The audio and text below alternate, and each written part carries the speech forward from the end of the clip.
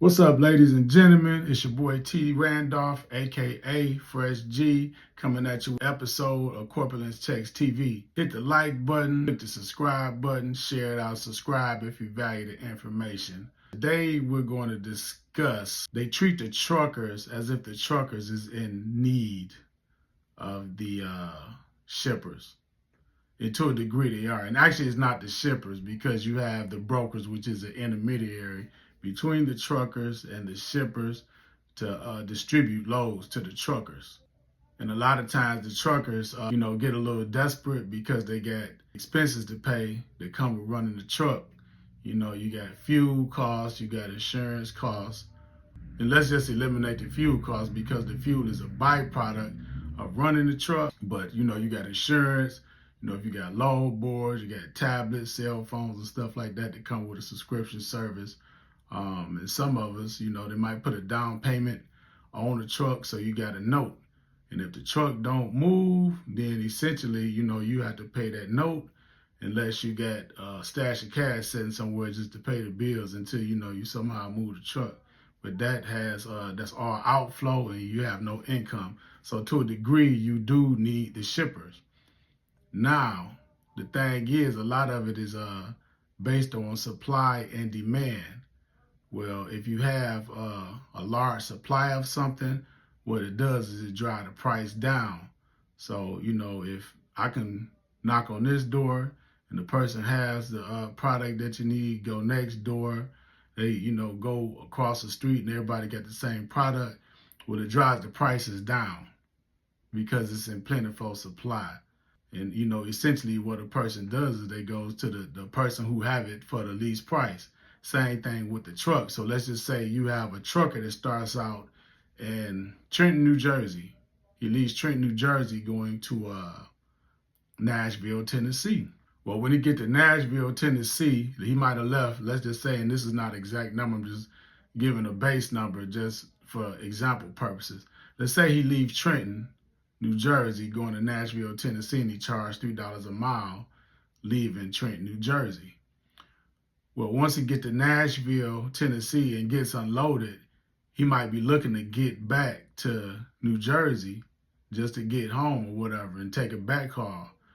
Well, he might not take that same $3 a mile just because he's trying to get back, and he'll take a shorter price. He'll take a price cut just to get back. So he might take a little over gas money. So if it's $500 or $600, $400 or $500 getting back to New Jersey, hell, he might take that same load for $1,000. Hey, he might take, $700 or $800. Now, all the truckers that's in Nashville looking to get loaded, they have to compete with that same trucker. So, where the brokers, they put it up, they'll auction it off and drive the price down. They'll get call at the call. One person might start at $3 a mile. They might get him. Once they run into him, look, and that's what you have to deal with. So the thing is, if it's less trucks in the area, but then it's a demand on the low. So the same thing on the demand side. Well, if I knock on one door and they don't have the product I need, I go next door, they don't have the product I need. I go across the street, they don't have the product I need. Let's just say I got to go 3 blocks over. When I get to 3 blocks over, they got the product. Well, because it's in demand, they have everybody, they know that a person is going to come the distance to get that, they can charge a higher prices. So it's the same thing. When it's not a lot of trucks in the area, then you can charge a higher price. But the thing is, as a trucker, what you have to understand is a lot of times you have to hold out. So, if they're not giving you a broker is quoting you a price, sometimes just wait. Just hold it out, because they treat you as if you need them. But the situation is still twofold. So what you have to realize is this: if the shipper don't have any trucks, the shipper can't move their product. So it's twofold. You need them and they need you. You need them to get paid to pay your bills, but you're actually servicing them. What you're doing is offering them a service, a transportation service, to put their product on your truck, get it safely from point A to point B delivered. You're offering a service. So you can't let them treat you as if you need them, because you can keep this in mind also. Just like they need you, look, or they look at you as if it's a plenty supply of truckers. Well, guess what? They're not the only person that's shipping things, right? So, that's just how this economy works. The economy works on interstate commerce. Anything that's produced, manufactured, hey, look, if it come off a conveyor belt, an assembly line, or whatever the case may be, they have to get it from point A to point B, and it has to go on the truck. Even if it comes from overseas, it hits a dock, it hits a rail, or gets on the train. At some point in the logistics chain or the supply chain process, it has to get on the truck. So if a broker is quoting you a price that you deem to be unfair or not sustainable for your operations, because you do have to count and include everything that goes in your operation. A lot of people just look at, putting gas in the truck and that's it. No, when you're running the truck, you have the entire cost of insurance costs. Like I say, fuel costs. You got fixed costs and variable costs, insurance costs, services. If you have QuickBooks or anything like that, you got to do your IFTA reports, tally up, your fuel expenses, food expenses.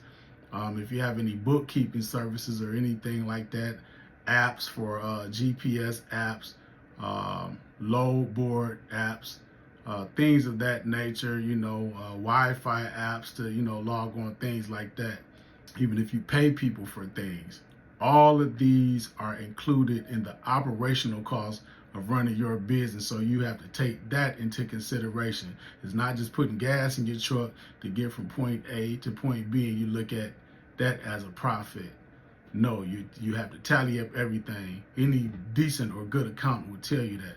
So when you're quoting a price to a broker or the broker's code, you take this into consideration, because the thing is, if you're not so willingly or ready to just jump out of price just to move the truck, a lot of this stuff, to drive the demand up, and they couldn't even pull these type of things off that they pull on the truckers. Like I say, those shippers do indeed need trucks to move their goods, and I think some of these shippers don't even know well, they know because they're in the logistics industry. They know some of the things that the brokers do. Take these things into consideration to get a better result and move your truck and putting more to the bottom line. It's all of it is based on supply and demand. And even though it is quite a bit of supply of trucks out there, a lot of it has come to your negotiation skills. And something that I would suggest, something that I've done, is instead of solely relying on the load board, pick up the phone and get a direct shipper from point A, your point of origin. Maybe it might be a city that you're based out of, or something that's in, I say maybe like a 60 to 100 mile deadhead range.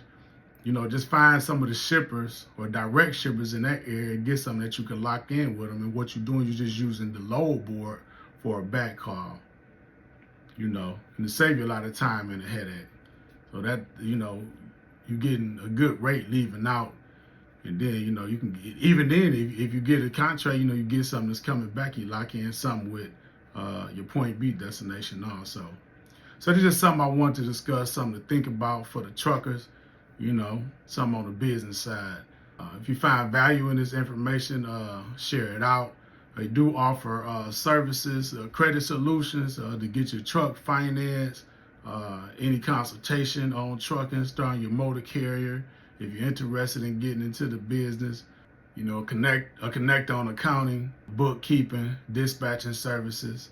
Reach out, hit me at corpulentchecks@gmail.com or drop something in the comments. Once again, it's T. Randolph, aka Fresh G, Corpulent Checks TV. I'm out.